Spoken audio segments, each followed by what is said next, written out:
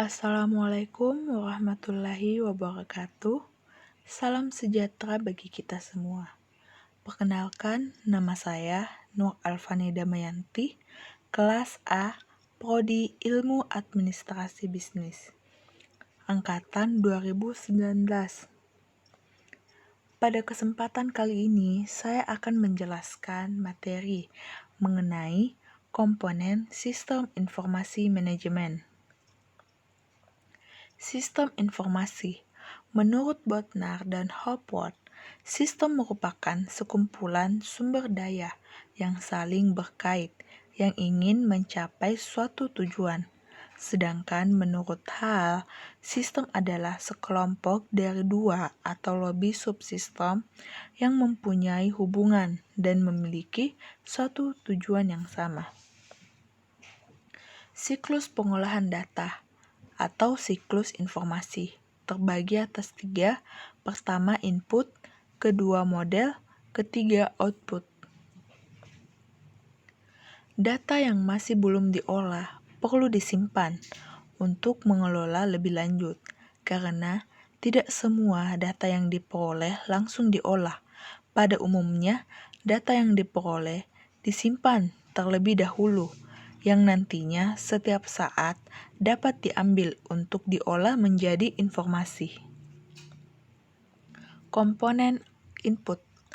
James menjelaskan bahwa input merupakan data yang masuk ke dalam sistem informasi.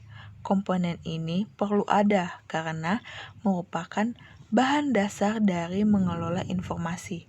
Sistem informasi tidak akan dapat menghasilkan informasi jika tidak mempunyai komponen input.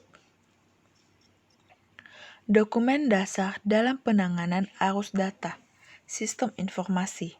Pertama, dapat menunjukkan macam dari data yang harus dikumpul dan ditangkap. Kedua, data dapat dicatat dengan jelas, konsisten, dan akurat. Ketiga, data mendorong lengkapnya data akuntansi disebabkan data yang dibutuhkan disebut satu persatu dalam dokumen dasarnya. Keempat, bertindak sebagai pendistribusi data karena sejumlah tebusan dari formulir-formulir tersebut dapat diberikan individu atau departemen-departemen yang membutuhkan.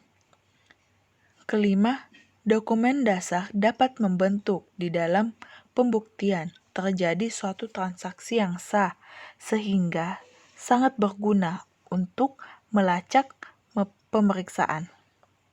Keenam, dokumen dasar dapat digunakan sebagai cadangan atau melindungi dari file-file data komputer. Komponen output. Produksi dari sistem informasi adalah berupa informasi yang berguna bagi pemakainya. Output merupakan komponen yang harus ada di sistem informasi. Sistem informasi yang tidak pernah menghasilkan output, tetapi selalu menerima input, dikatakan bahwa input ini diterima masuk ke dalam lubang sama. Komponen basis data. Basis data adalah kumpulan dari data yang saling berhubungan satu sama lain yang tersimpan di perangkat keras komputer dan digunakan di perangkat lunak untuk memanipulasinya. Hal-hal yang berhubungan dengan basis data yaitu data itu sendiri yang diorganisasikan, kedua, simpanan permanen atau stored, ketiga, perangkat lunak untuk memanipulasi basis datanya.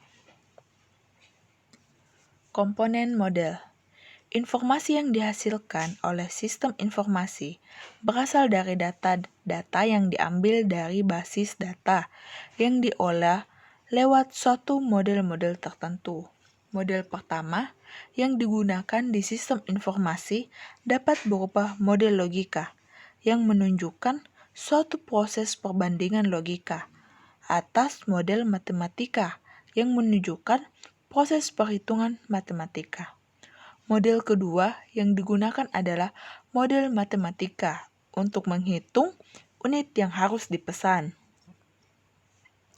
Persediaan barang yang paling ekonomis dipengaruhi dua macam biaya. Yang pertama, pushing cost procurement, yaitu biaya pemesanan sesuai dengan frekuensi pemesannya.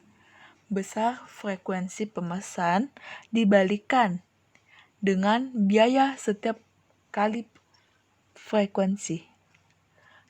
Yang kedua, carrying cost, yaitu biaya penyimpanan yang dihitung berdasarkan kata-kata persediaan yang ada di gudang sebesar biaya penyimpanan per unit. Komponen kontrol. Menurut Michel menjelaskan bahwa komponen kontrol juga merupakan komponen yang penting dan harus ada di sistem informasi. Pengendalian secara umum dapat terdiri dari pengendalian sebagai berikut. Pertama, pengendalian organisasi. Kedua, pengendalian dokumentasi. Ketiga, pengendalian perangkat keras. Keempat, pengendalian keamanan fisik. Kelima, pengendalian data. Dan yang terakhir, komunikasi. Sekian dari materi yang saya bawakan. Lebih dan kurangnya mohon dimaafkan. Wabillahi taufiq wal hidayah. Assalamualaikum warahmatullahi wabarakatuh. Terima kasih.